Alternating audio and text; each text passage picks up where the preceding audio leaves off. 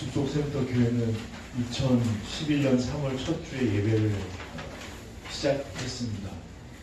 그 전에 가족 캠프했던 팀 수양관에서 오두막을 주일만 4시간 빌려서 예배를 했죠. 제 식구 5명과 지원 목사님 식구 3명, 8명이서 예배를 시작했습니다. 몇 주 지나서 초대하지 않은 할머니 한 분이 오셔서 예배를 하셨고, 몇 개월이 지나서는 할머니 6분과 그분이 동네에서 전도한 할아버지 한 분이 함께 예배하셨습니다.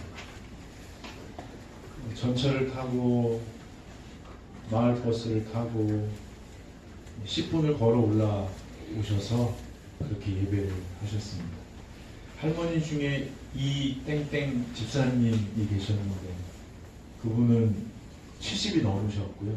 옷을 지어서 파는 그런 분이셨습니다. 저에게도 옷을 2개 만들어 주셨는데 그 중에 하나가 오늘 입고 온 하얀 셔츠입니다. 제가 아껴서 잘 입고 있습니다.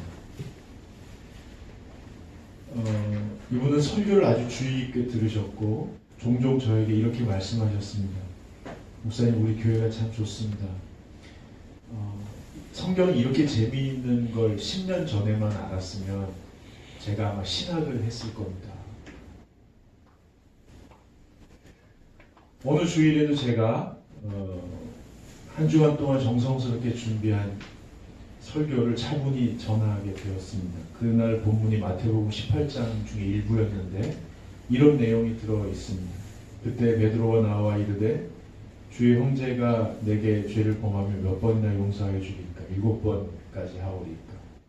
예수께서 이르시되 내가 이르노니 7번뿐만 아니라 7번씩 70번씩 할지니라. 설교를 시작하면서 아버지가 아들을 용서하신 실제로 감동적인 이야기를 들려드리고 자연스럽게 여러분 예수님도 우리더러 70번씩 7번 용서하라고 하십니다 라고 하는 말을 끝내기도 전에 바로 그 집사님께서 약간 억울함이 가득 담긴 목소리로 이렇게 말씀하셨습니다. 목사님이 아직 젊어서 모르시나 본데요. 또 순진하셔가지고 그런 말씀 하시는 것 같은데요. 그렇게 하면 세상 사람들이 우리를 아주 무시하고 깔봅니다. 내리 누르고 이용해 먹고 다 뺏어갑니다. 이렇게 말씀하셨습니다. 저는 설교를 할 수가 없었습니다. 그리고 용서는 하되 무시당하지 않는 법에 대해서 토론을 하고 나지 않는 결론을 내리지 못한 채 축도하고 마쳤습니다. 그 후로 많은 교우들이 저에게 토로합니다. 마음은 안 그런데요. 어떤 상황이 되면 너무너무 힘들어요. 마음은 안 그런데요. 어떤 사람을 보면 막 미치겠어요. 막 부글부글 끓어요. 참으려고 해도 안 되고 너무 괴로워요. 저는 그래서 종종 생각합니다. 왜 말씀대로 살기가 어려울까요? 제가 생각하는 거예요. 왜 말씀대로 사는 게 어려울까? 왜 말씀대로 살면 어려울까? 여러분 이 질문을 받아들이셨어요? 왜 말씀대로 살기가 어려울까? 왜 말씀대로 살면 어려울까? 혹시 말이에요. 기독교라는 종교가 우리 일상생활에 별로 도움이 안 되는 거 아닐까요? 그냥 마음 다잡고 살다가 힘들면 모여서 위로받고 조금 털고 다시 일상으로 돌아가는 그런 위로하는 그런 시스템일까요? 아니면 내적인 우리의 힘을 잘못 사용하는 걸까요? 우리도 알잖아요. 후배들이나 또 비전문가가 내 분야에 들어왔을 때 굳이 그렇게 힘쓰지 않아도 되는데 그런 식으로 하면 힘든데 잘 모르고 애써서 그렇게 하는데 힘은 드는데 효과가 없는 그런 것들을 보잖아요. 혹시 우리가 기독교를 우리의 내적인 힘을 잘못 사용하고 있는 것은 아닐까요? 오늘 본문 중에 12절을 한번 읽어보시죠. 같이 한번 읽겠습니다. 에베소서 6장 12절입니다. 같이 하셨으면 읽겠습니다. 우리의 씨름은 혈과 육을 상대하는 것이 아니요 통치자들과 권세들과 이 어둠의 세상 주관자들과 하늘에 있는 악의 영들을 상대하니라. 에베소서 6장 12절 말씀입니다. 바울 선생님은 에베소에서 예수님 몸으로 세워진 교회가 사랑으로 하나 돼서 잘 준비되면 세상에 나가서 할 일이 많다고 말씀하십니다. 그리고 마지막 6장 10절에 보시면 끝으로 너희가 주 안에서와 그 힘의 능력으로 강건하여지고 마귀의 관계를 능히 대적하기 위하여 하나님의 전신갑주를 입으라. 이것은 전장에 나가기 전에 장수가 이 싸움의 명분을 발표하면서 이 싸움에 우리의 목숨을 걸어도 좋다. 우리가 승리하면 다 얻을 수 있지만 승리하지 못하면 다 뺏길 수 있다. 그러니까 뒤가 없다고 생각하고 목숨을 걸고 나가자! 이렇게 외치는 그런 장수의 외침과 그 틀이 똑같은 문장입니다. 그러면서 오늘 이렇게 얘기하는 거예요. 우리가 세상을 나가서 씨름해야 될 게 맞는데 그 씨름의 대상을 명확히 해야 된다는 거예요. 근데 분명한 것은 혈과 육은 아니라는 겁니다. 그리스도인으로서 만나는 사람들, 그리스도인으로서 부딪히는 상황들과 씨름하는 게 아니라는 거예요. 이 말은 사람과 상황에서 거리를 두고 수도원에 들어가자는 얘기가 아닙니다. 염세적으로 세상을 포기하자는 얘기가 아닙니다. 사람과 상황, 우리가 만나는 사람과 상황 이면에 우리가 정말 씨름해야 할 무언가 있다는 겁니다. 그게 뭐냐면 이제부터 설명을 좀 드리려고 합니다.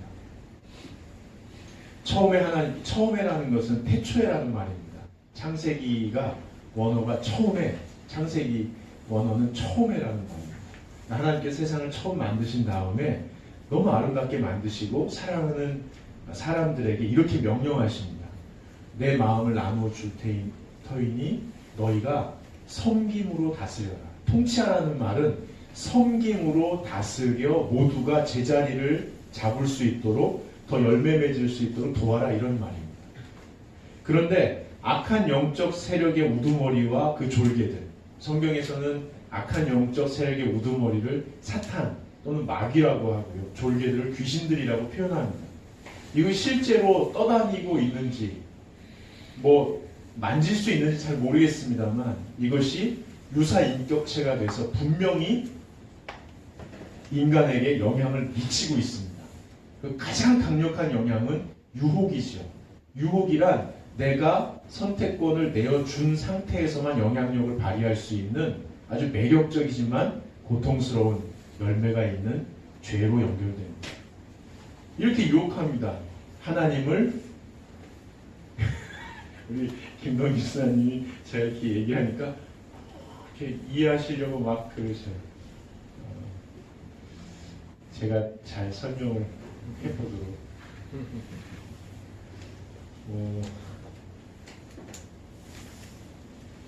이렇게 유혹하죠. 하나님을 존중하지 마. 그 하나님의 말씀을 무시해. 그러면 너도 하나님이 될 수 있어.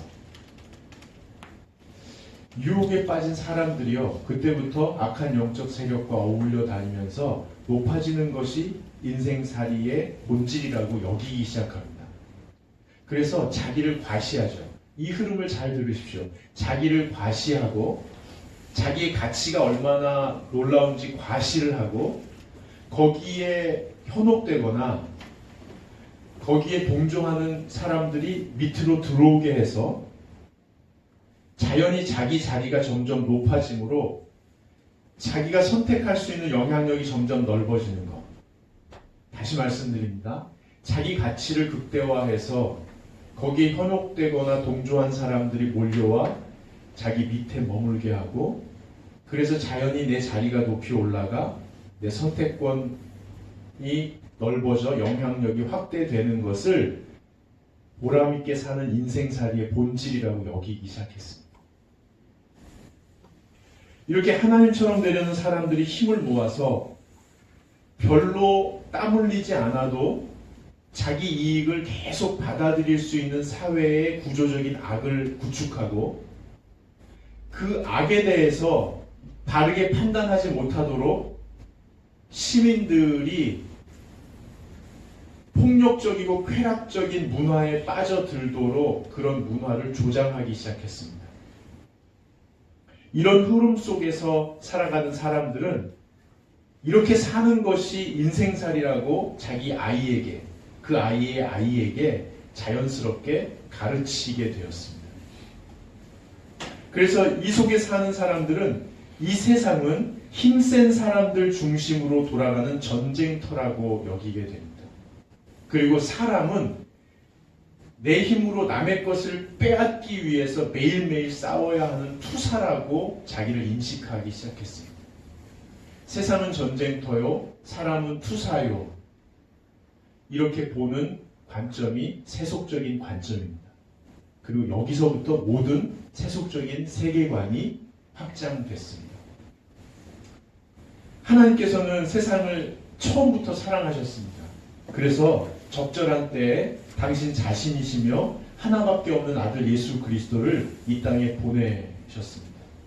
그 아들 예수 그리스도께서는 십자가 위에서 자기의 살과 피와 영혼을 다 쏟아 부으심으로 죄를, 지금까지 제가 설명한 죄를 심판하셨습니다.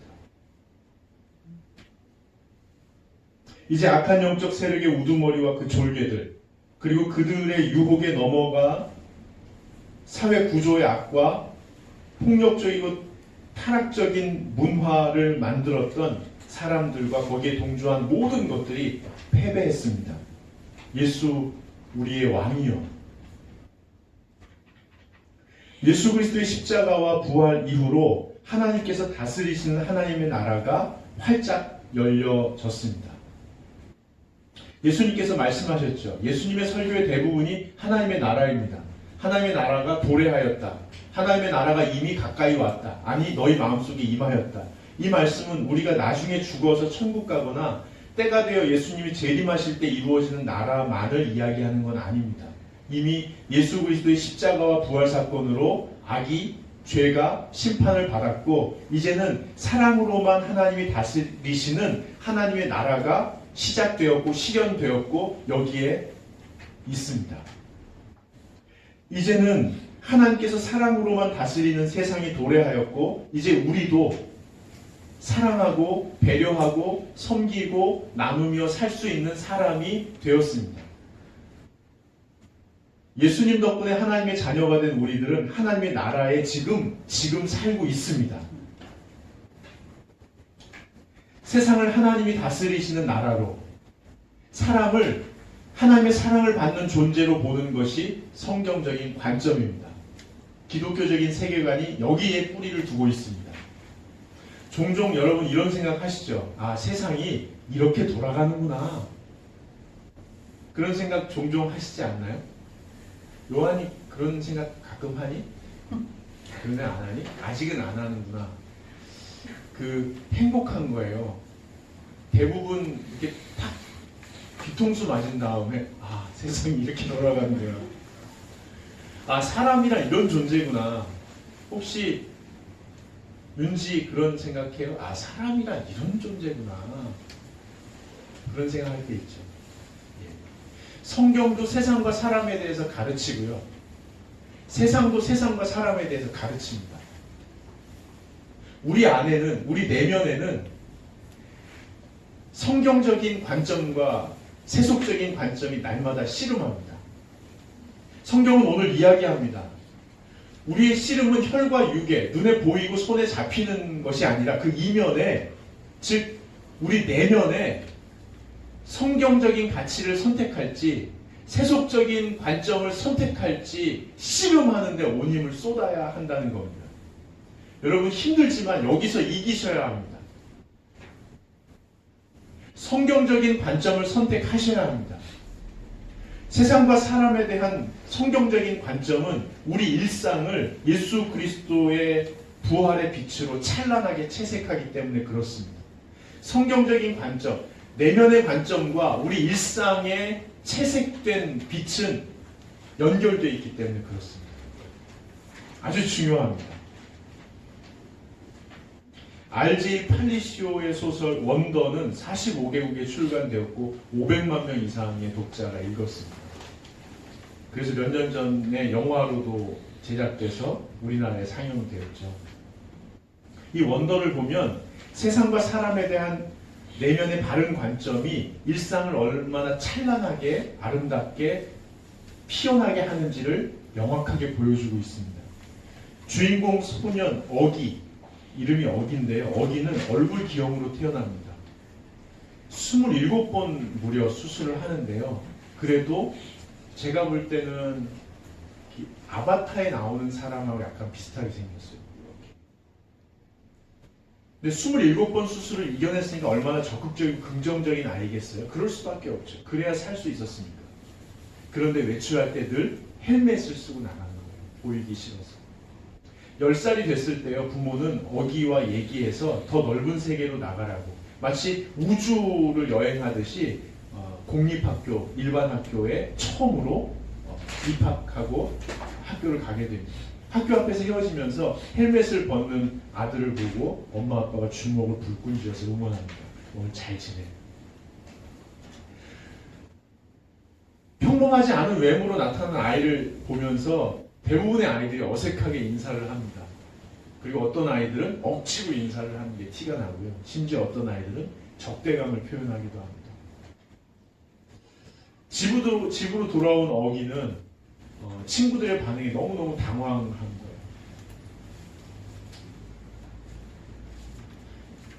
사람들 앞에서는 괜찮은 척하지만 혼자 있을 땐 내내 울었고, 이제는 가족들하고 있을 때 헬멧을 쓰기까지 했어요.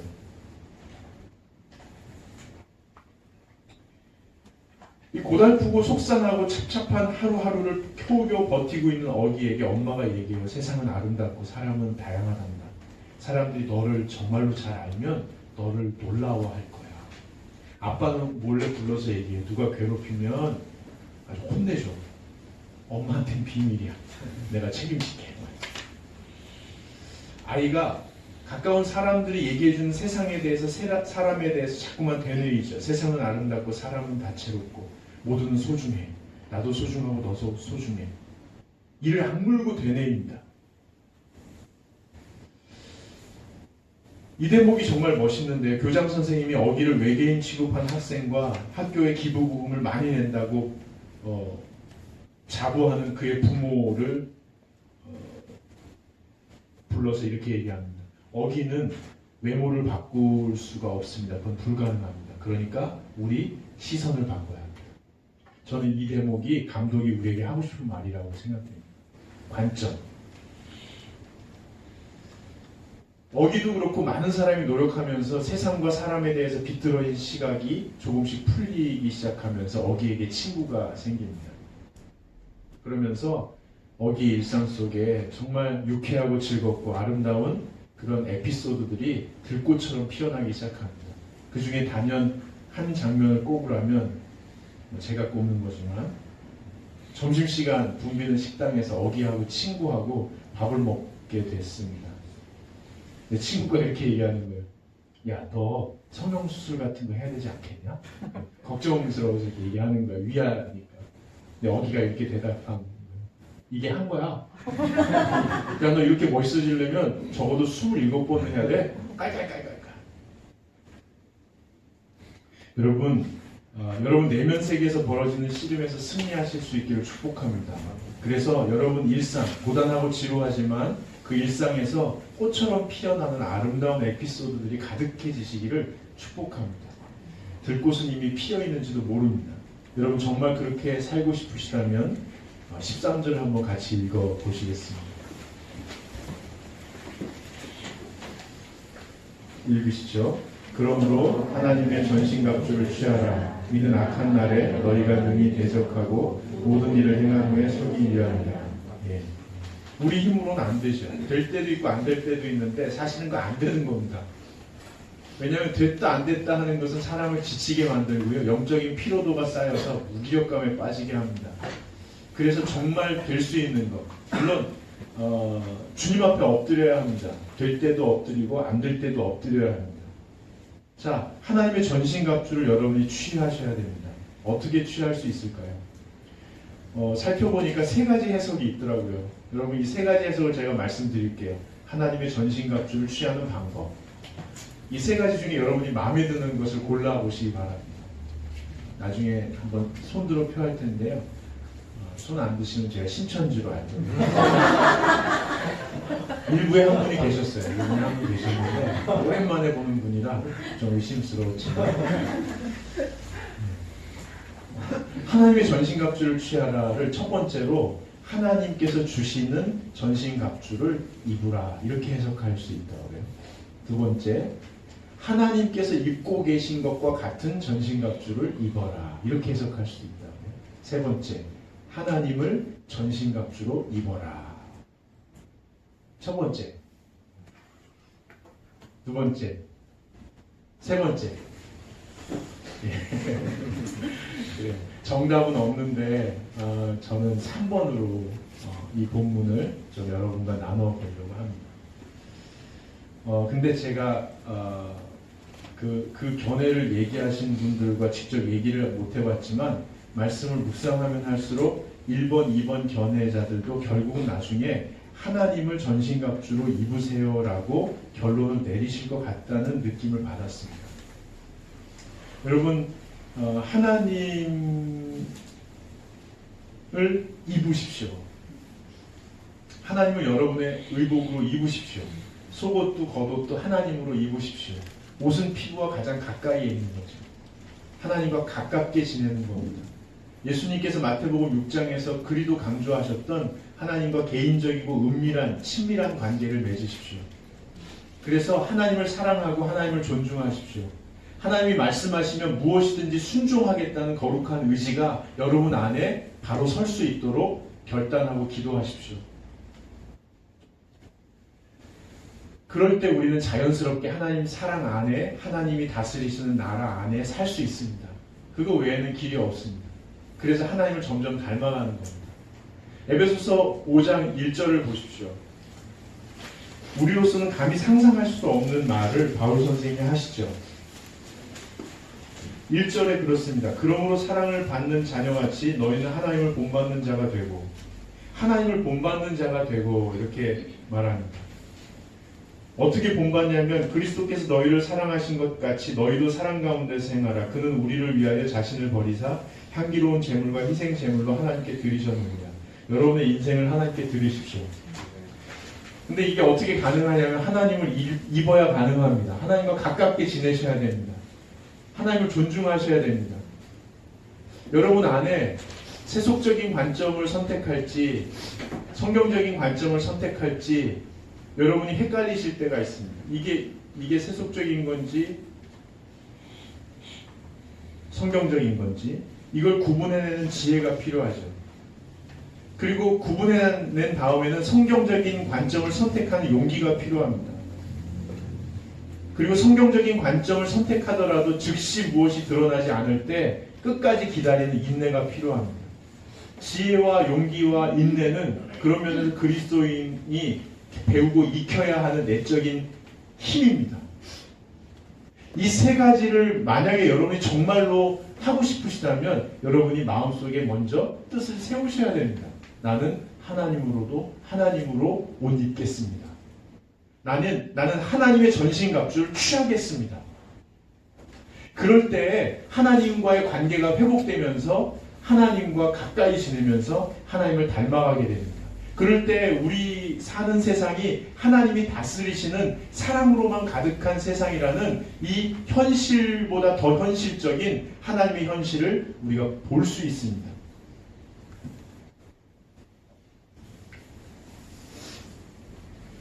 반면에 이 말씀을 도구적으로 해석할 수도 있습니다. 성경은 대부분 관계적으로 공동체적으로 해석이 되는 게 맞습니다. 근데 이걸 도구적으로 해석하면은 이 속에 세속적인 가치가 끼어들어옵니다. 전신갑주를 취하십시오. 어떤 사람은 이렇게 생각합니다. 전신갑주를 취해서 지혜와 능력이 생기면 큰 일을 해야지 하나님을 위해서. 하나님을 위해서 말이죠. 어떤 사람이 거룩한 욕심이 생겼다고 상상해 봅시다. 하나님을 위해서 정말 큰 일을 하고 싶어요. 교회사 역사에 나온 사람들처럼, 아니면 대단한 그리스도인 사업가들처럼, 기업가들처럼 하나님을 위하여, 이 세상을 위하여 엄청난 일을 하고 싶어요.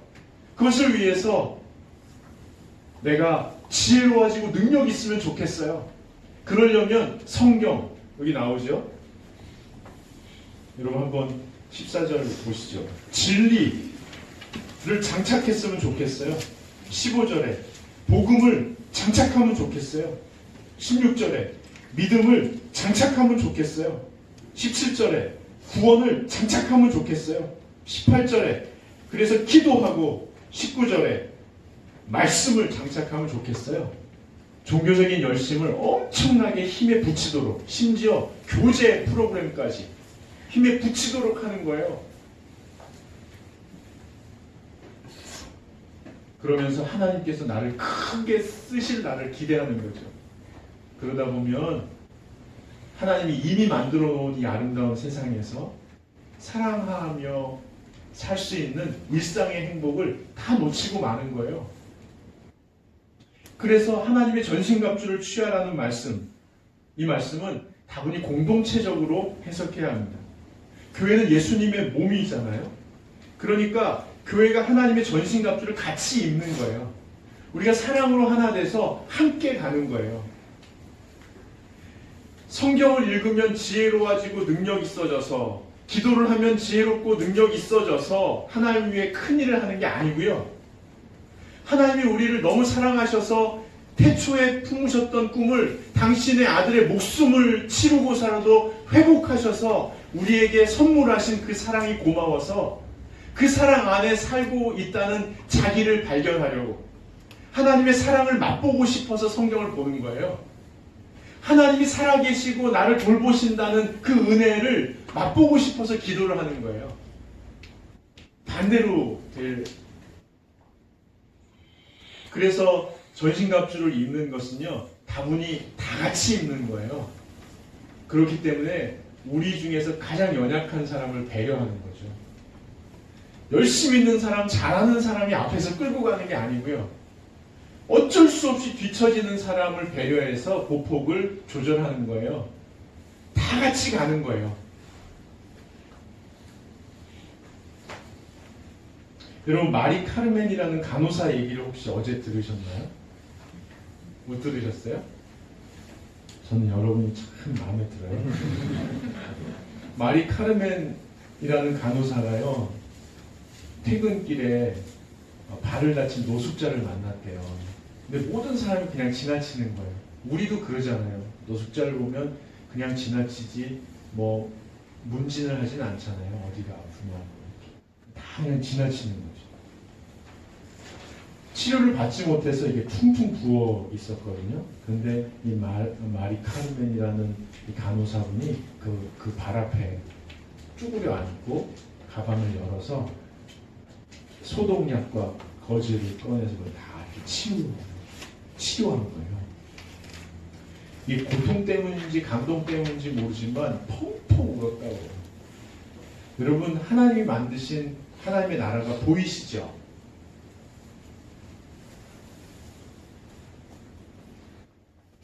하나님의 나라에서 우리는 서로를 불쌍히 여기고 서로를 돌보면서 살 수 있게 되었습니다. 하나님께서 예수님을 통해서 죄를 심판하셨기 때문입니다. 악한 영적 세력의 우두머리와 그 졸개들이 힘을 잃었습니다. 그래서 하나님이 다스리시는 하나님의 나라가 활짝 열렸습니다. 사랑으로 배려하고 섬기며 나누며 살 수 있게 되었습니다. 여러분, 하나님처럼 높아지려고 아등바등하지 않으셔도 됩니다. 힘으로 다른 사람을 것을 빼앗거나 누르려고 싸우지 않으셔도 됩니다. 빼앗지 않으셔도 됩니다. 하나님 다스리시는 나라를 현실로 그대로 고스란히 받아들이실 수 있기를 축복합니다. 부활하신 예수님께서 우리와 함께 하십니다. 우리를 보호하시고 돌보십니다. 죽음을 이기신 예수님이 지금 나와 여기 함께 계십니다. 부활하신 영생체로서의 몸은 하나님과 함께 하시지만 부활하신 예수 그리스도께서 그 존재의 방식을 다르게 해서 몸의 존재를 해체시키시고 다시 부활의 존재로 거듭나신 그 예수님의 몸은 하나님 우편에 계시지만 그 존재 방식을 달리해서 시공을 초월하신 예수님께서 지금 여기에 나와 함께 하십니다. 우리가 만나는 모든 사람과 우리가 부딪히는 모든 상황은 이 부활하신 예수님께서 책임지고 해결하십니다. 왜냐하면 이 나라는 우리의 나라가 아니라 하나님의 나라이기 때문입니다. 이 나라는 우리가 다스리는 것이 아니고 하나님께서 통치하시기 때문에 그렇습니다. 그러니 그 현실을 십자가로 승리하신 예수 그리스도의 현실을 그 예수 그리스도를 통해 새롭게 나라를 통치하시는 하나님을 믿음으로 고스란히 받아들이십시오. 18절을 한번 읽어보겠습니다. 같이 읽겠습니다. 모든 기도와 간구를 하되 항상 성령 안에서 기도하고 이를 위하여 깨어 구하기를 항상 힘쓰며 여러 성도를 위하여 구하라. 에베소서 1장 18절 말씀인데요. 마지막 부탁이죠. 여러분 돌아보아 힘겨워하며 뒤처지는 것처럼 보이는 사람들처럼 느껴지는 게 있으면 주일날 오셔서 누군가 버거워하는 것 같고 함께하는 어떤 일에 뒤처지는 것처럼 보이면 우리는 왜 저럴까 할 수도 있지만 열심히 기도하실 수 있습니다. 여러분 우리가 우리가 서로를 위해서 기도하면서요 함께 하나님을 입으시면 좋겠습니다. 하나님을 닮은 사랑의 공동체로 우리가 함께 자라나기를 축복합니다. 그래서 우리 교회가요 우리 안에서 서로 배려하고 건강해지면 중곡동 지역에 있는 소외되고 가난한 주민들을 힘써 돌볼 수 있게 되기를 축복합니다. 홀몸 어르신, 홀조부모의 자녀들 우선 그분들을 위해서 기도하고 주님께서 우리에게 주신 것들을 나누며 삽시다. 이 지역의 억울함과 처절함으로 하나님께 울부짖는 사람들이 줄어들도록 사라지도록 섬기며 기도합시다. 영과 혼이 메말라 비척거리는 사람들이 교회에 나와 하나님의 나라를 맛보아 알 수 있도록 복음을 전합시다. 이 귀한 소식을 전합시다. 그래서 더 건강해지면 하나님께서 우리를 좋게 보셔서 세상을 섬기게 하실 줄로 믿습니다. 하나님께서 만나게 하신 사람들 말이죠. 미국에 계신 김관호 목사님, 캐나다에 계신 최혜경 전도사님, 인도에 계신 임성경 선교사님, 전주에 계신 이효택 선교사님, 광주에 계신 정용선 목사님, 방글라데시에 있는 마니크, 그리고 개척교회 돕는 처치브리치, 다음 세대를 섬기는 사람들을 돕는 다세연을 위해서 몸과 마음을 지원합시다. 십자가와 부활로 회복된 하나님의 나라를 모든 열방이 선명하게 볼 수 있는 날까지 우리 숲속센터 교회 한 사람 한 사람 그리고 다 같이 하나님의 전신갑주를 입읍시다. 아멘. 오른손을 자기 머리에 이렇게 좀 해주시고 제가 기도하겠습니다. 거룩하시고 전능하신 주 여호와 하나님 아버지, 당신의 따뜻하고 권능 있는 손으로 친히 우리를 안수하시옵소서. 예수 그리스도의 보혈로 머리부터 발끝까지 덮어 주시옵소서. 악한 세력이 틈타지 못하게 하시고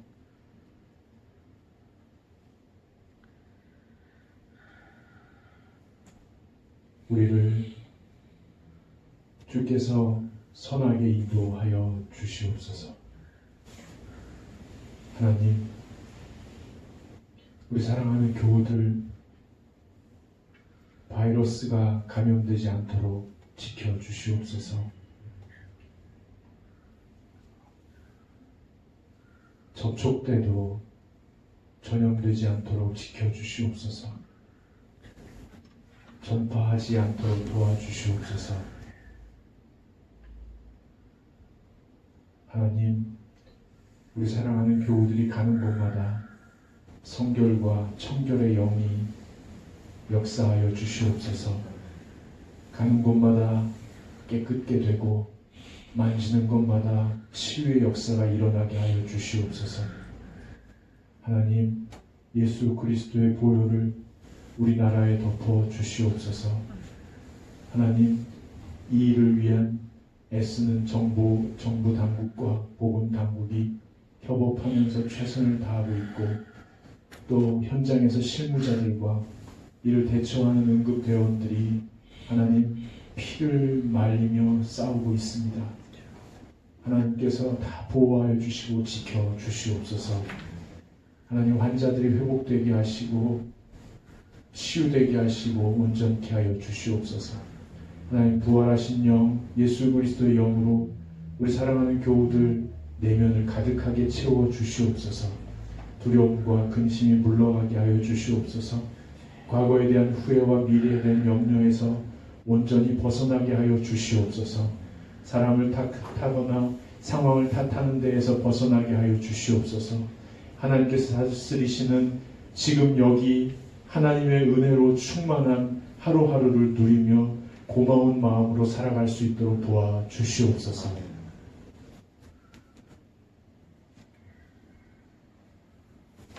머리를 손을 내리시고요. 하나님 아버지, 주님의 은혜의 고마와 이 작은 예물을 구별하여 올려드립니다. 하나님, 이 예물은 우리가 소유하고 누릴 수 있는 모든 것이 하나님의 것이라는 믿음의 고백이 담겨 있습니다. 하나님, 이 예물과 함께 주님께서 우리에게 주신 생명과 인생과 크고 작은 계획도 올려드립니다. 권능의 손으로 받아주시고 오직 주님의 뜻대로만 사용하여 주시옵소서. 우리 주 예수 그리스도의 은혜와 아버지 하나님의 사랑하심과 성령님의 늘 동행하시고 참된 능력과 지혜 되심이 이 자리에 고개 숙인 한 사람 한 사람 머리 위에 이들이 가슴에 품고 눈물로 무릎으로 믿음으로 기도하는 자녀와 다음 세대 위에 영원히 함께 하시기를 간절히 축원하옵나이다. 아멘.